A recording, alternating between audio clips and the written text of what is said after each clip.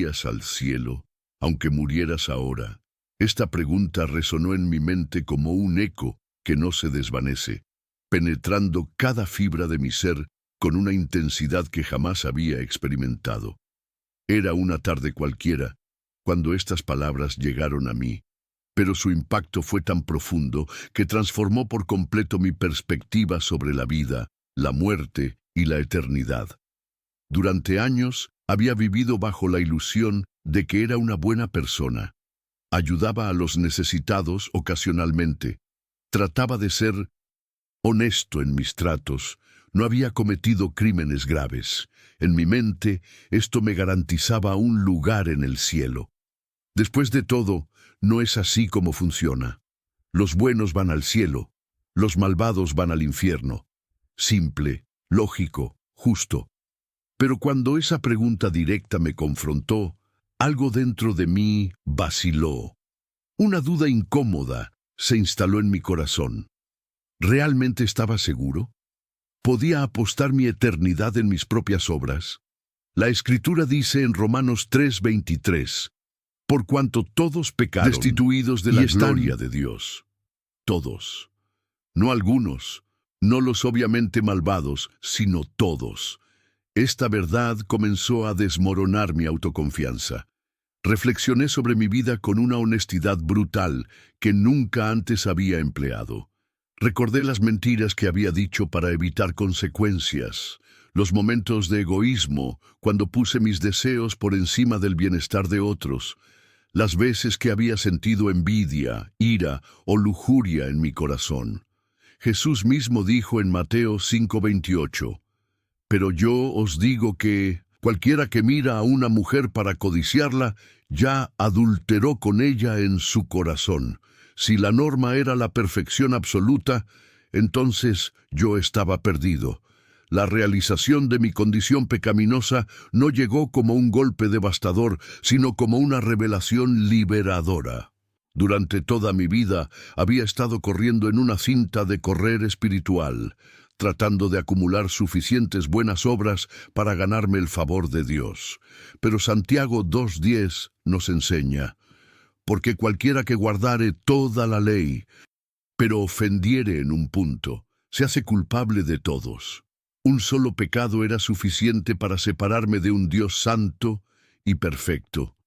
Esta comprensión me llevó a una crisis existencial profunda.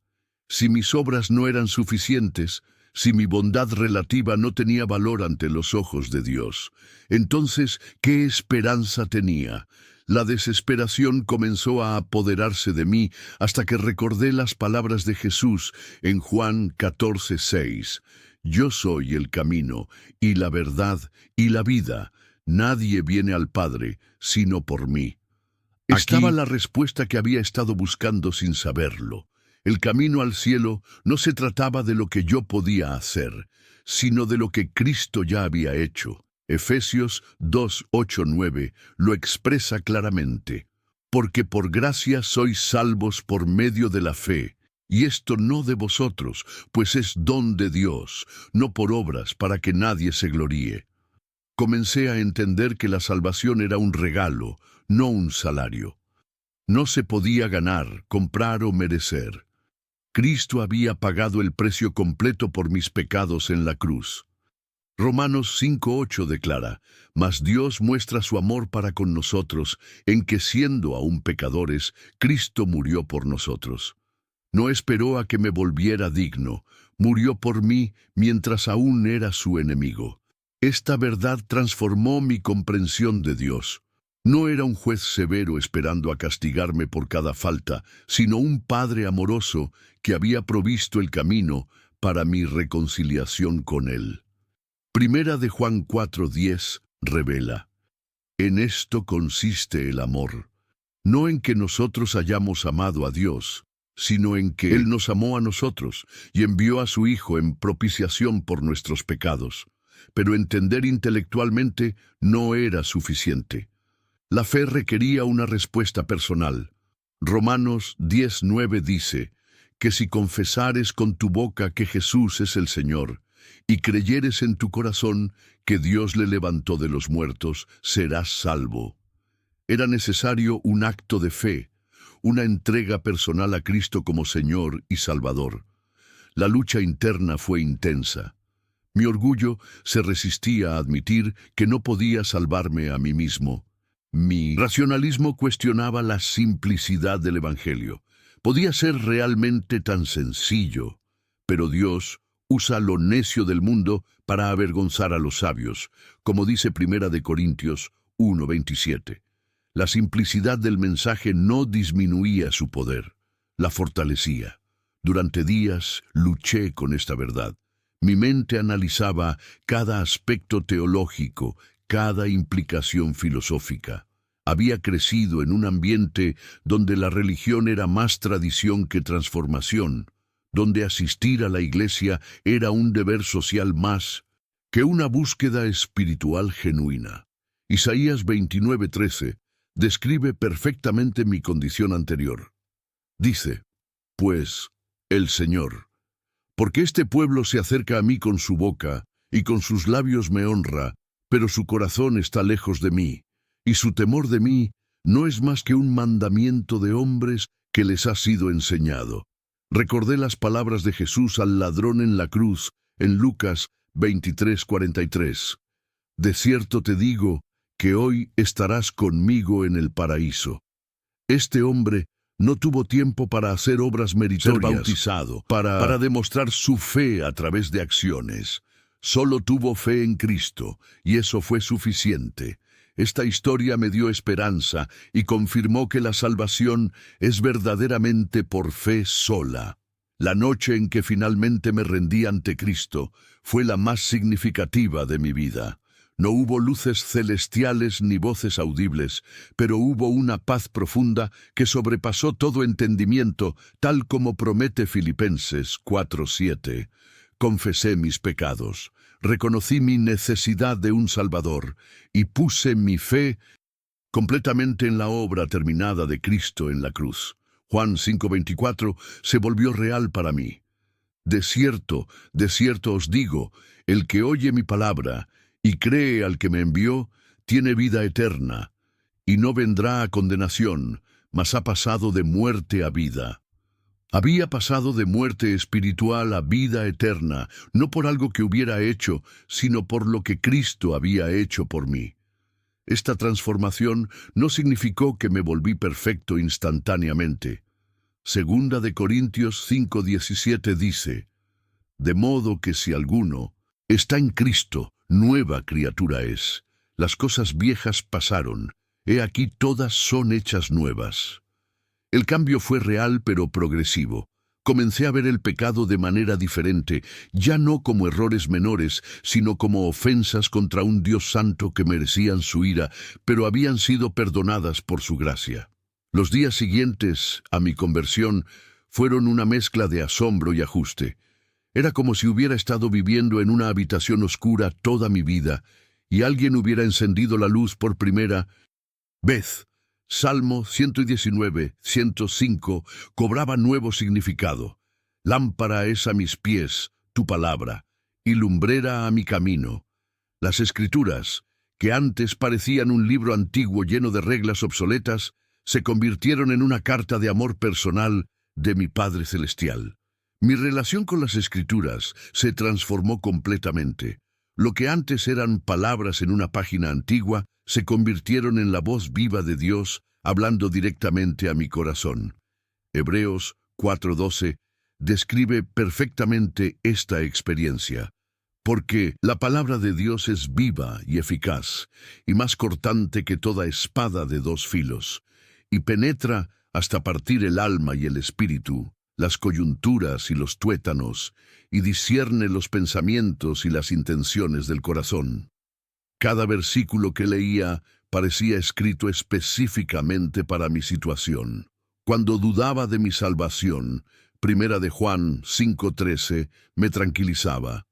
Estas cosas os he escrito a vosotros que creéis en el nombre del Hijo de Dios, para que sepáis que tenéis vida eterna, y para que creáis en el nombre del Hijo de Dios. Cuando me sentía indigno del amor de Dios, Romanos 8:1 me recordaba, Ahora, pues, ninguna condenación hay para los que están en Cristo Jesús, los que no andan conforme a la carne, sino conforme al Espíritu. La oración dejó de ser un ritual religioso para convertirse en una conversación íntima con mi Padre Celestial. Filipenses 4, 6, 7 se volvió mi refugio. Por nada estéis afanosos, sino sean conocidas vuestras peticiones delante de Dios en toda oración Ruego y con acción de gracias. Y la paz de Dios, que sobrepasa todo entendimiento, guardará vuestros corazones y vuestros pensamientos en Cristo Jesús. Antes de mi conversión, la oración era una fórmula mecánica, una recitación de palabras memorizadas sin conexión emocional o espiritual. Ahora se había convertido en el momento más preciado de mi día. Podía hablar con Dios sobre cualquier cosa, mis temores, mis alegrías, mis dudas, mis sueños. Él no era ya un Dios distante e inaccesible, sino mi Padre amoroso que se deleitaba en escuchar a su Hijo. Jeremías 33:3 se convirtió en una promesa personal. Clama a mí, y yo te responderé, y te enseñaré cosas grandes y ocultas que tú no conoces. Dios no solo escuchaba mis oraciones, las respondía de maneras que a menudo superaban mis expectativas más elevadas.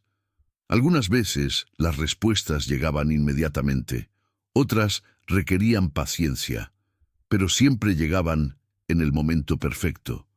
Mi perspectiva sobre las pruebas y dificultades radicalmente cambió. Romanos 8:28 se convirtió en mi ancla, y sabemos que a los que aman a Dios, todas las cosas les ayudan a bien, esto es, a los que conforme a su propósito son llamados.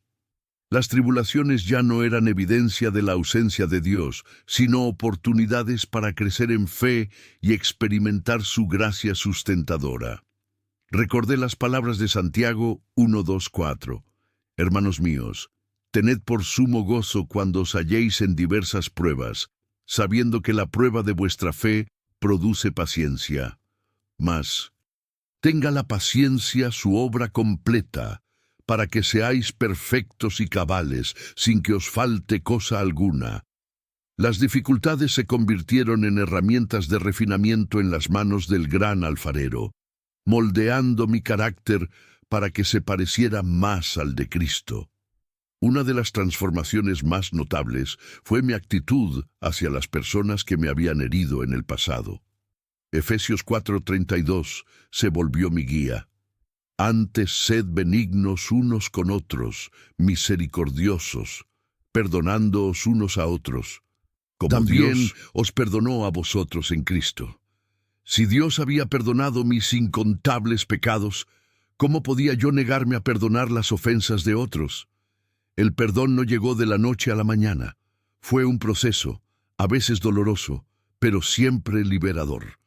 Mateo 6:14-15 me recordaba constantemente, porque si perdonáis a los hombres sus ofensas, os perdonará también a vosotros vuestro Padre Celestial. Mas si no perdonáis a los hombres sus ofensas, tampoco vuestro Padre os perdonará vuestras ofensas. El perdón no era opcional para un seguidor de Cristo, era esencial. Mi comprensión del propósito de la vida se revolucionó completamente. Antes vivía para satisfacer mis propios deseos y ambiciones. Ahora entendía que había sido creado para glorificar a Dios y disfrutar de Él para siempre. Primera de Corintios 10:31 se convirtió en mi principio rector. Si pues coméis o bebéis o hacéis otra cosa, hacedlo todo para la gloria de Dios. Esta nueva perspectiva afectó cada aspecto de mi vida. En el trabajo, ya no buscaba solo el éxito personal, sino la oportunidad de ser una luz para Cristo. En mis relaciones, procuraba reflejar el amor de Cristo. En mis decisiones financieras, consideraba cómo podía ser un buen administrador de los recursos que Dios me había confiado. Malaquías 3:10 cobró nuevo significado cuando comencé a dar mis diezmos y ofrendas. Trae todos los diezmos al alfolí, y haya alimento en mi casa, y probadme ahora en esto, dice Jehová de los ejércitos, si no os abriré las ventanas de los cielos, y derramaré sobre vosotros bendición hasta que sobreabunde. No daba para recibir bendiciones materiales, sino como una expresión de gratitud y reconocimiento de que todo lo que tenía pertenecía a Dios. La pregunta original que había cambiado mi vida ahora tenía una respuesta clara y definitiva. Si muriera en este momento, iría al cielo, no por mis méritos, sino por los méritos de Cristo. Primera de Juan 5:13 confirma esta certeza. Estas cosas os he escrito a vosotros que creéis en el nombre del Hijo de Dios, para que sepáis que tenéis vida eterna, y para que creáis en el nombre del Hijo de Dios. Esta seguridad no produjo complacencia, sino gratitud. Tito 2:11-12 describe el efecto transformador de la gracia. Porque la gracia de Dios se ha manifestado para salvación a todos los hombres, enseñándonos que, renunciando a la impiedad y a los deseos mundanos, vivamos en este siglo sobria, justa y piadosamente. La gracia no me dio licencia para pecar, vivir sino poder para... Mi comprensión del amor se profundizó inmensamente. Primera de Juan 4:19 dice: nosotros le amamos a Él, porque Él nos amó primero. Mi amor por Dios no era la causa de su amor por mí, sino la respuesta a su amor iniciativo. Esta revelación liberó mi corazón de la ansiedad de tener que ganar su afecto y me permitió descansar en su amor incondicional. Romanos 8:38-39 se convirtió en una de mis declaraciones favoritas, por lo cual estoy seguro de que ni la muerte, ni la vida, ni ángeles, ni principados, ni potestades, ni lo presente, ni lo porvenir, ni lo alto, ni lo profundo, ni ninguna otra cosa creada nos podrá separar del amor de Dios, que es en Cristo Jesús, Señor nuestro. Nada podía separarse del amor de Dios. Era incondicional, inmutable, eterno. La eternidad ya no era un concepto abstracto, sino una realidad presente. Juan 17:3 define la vida eterna, y esta es la vida eterna, que te conozcan a ti, el único Dios verdadero, y a Jesucristo, a quien has enviado. La vida eterna no era solo duración infinita, sino calidad de vida en relación con Dios, comenzando aquí y ahora. Esta comprensión cambió mi perspectiva sobre la muerte. Ya no la temía como el fin de todo, sino que la veía como la puerta de entrada a la presencia eterna de Dios. Segunda de Corintios 5:8 expresaba mi nueva actitud. Pero confiamos, y más quisiéramos estar ausentes del cuerpo y presentes al Señor. La muerte había perdido su aguijón porque Cristo había vencido la muerte. Testimonio se convirtió en una invitación constante para otros. Marcos 16:15 resonaba en mi corazón. Id por todo el mundo y predicad el Evangelio a toda criatura. No podía guardar para mí esta buena noticia. Cada conversación se volvía una oportunidad potencial para compartir la esperanza que había encontrado en Cristo. Al principio, compartir mi fe era intimidante. Temía el rechazo, la burla, la incomprensión. Pero Primera de Pedro 3:15 me motivaba. Sino santificad a Dios el Señor, y estad siempre preparados para presentar defensa con mansedumbre y reverencia ante todo el que os demande razón de la esperanza que hay en vosotros. Mi responsabilidad era estar preparado para compartir, hacerlo con amor y respeto, y confiar en el Espíritu Santo para los resultados. Descubrí que las personas estaban más abiertas de lo que esperaba. Muchas luchaban con las mismas preguntas que me habían atormentado. Cuando compartía cómo Cristo había transformado mi vida, veía un destello de esperanza en sus ojos. Algunos rechazaban el mensaje, otros lo consideraban, pero todos necesitaban escucharlo. La pregunta que una vez me aterrorizó ahora se había convertido en mi herramienta evangelística favorita. Cuando la hacía a otros, veía el mismo reconocimiento incómodo en sus ojos que una vez había experimentado. La mayoría de las personas vivían con la misma falsa seguridad que yo había tenido, confiando en su bondad relativa en lugar de la justicia perfecta de Cristo. Romanos 10:14 se volvió mi motivación misionera. ¿Cómo, pues, invocarán a aquel en el cual no han creído? ¿Y cómo creerán en aquel de quien no han oído? ¿Y cómo oirán sin haber quien les predique? Entendí que mi responsabilidad era compartir el mensaje, pero que solo el Espíritu Santo podía abrir corazones para recibirlo. Cada día se convirtió en una oportunidad para vivir a la luz de la eternidad. Segunda de Corintios 4:18 guió mi perspectiva. No mirando nosotros las cosas que se ven, sino las que no se ven, pues las cosas que se ven son temporales, pero las que no se ven son eternas. Las preocupaciones mundanas perdieron su poder intimidatorio cuando las veía contra el telón de fondo de la eternidad. Los años han pasado desde aquella noche transformadora y mi fe ha crecido y madurado. He experimentado pruebas que han probado mi fe como oro en el fuego, según Primera de Pedro 1:7.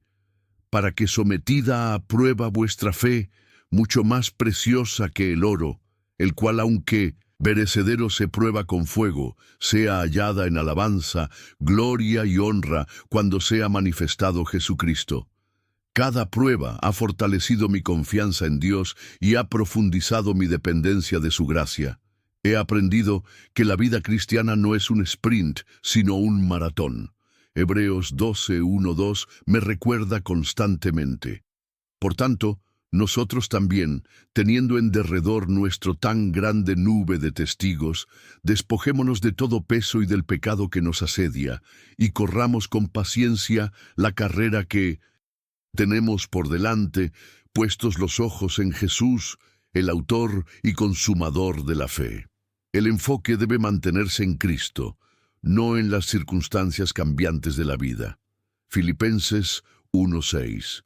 Me da confianza para el futuro, estando persuadido de esto, que el que comenzó en vosotros la buena obra, la perfeccionará hasta el día de Jesucristo. Dios no me abandona a mitad del proceso de santificación. Él completa lo que comienza, y su obra en mi vida continuará hasta que Cristo regrese o me llame a casa. ¿Irías al cielo aunque murieras ahora? No era solo sobre el destino eterno, era sobre la calidad de vida presente. Juan 10:10 promete: Yo he venido para que tengan vida, y para que la tengan en abundancia.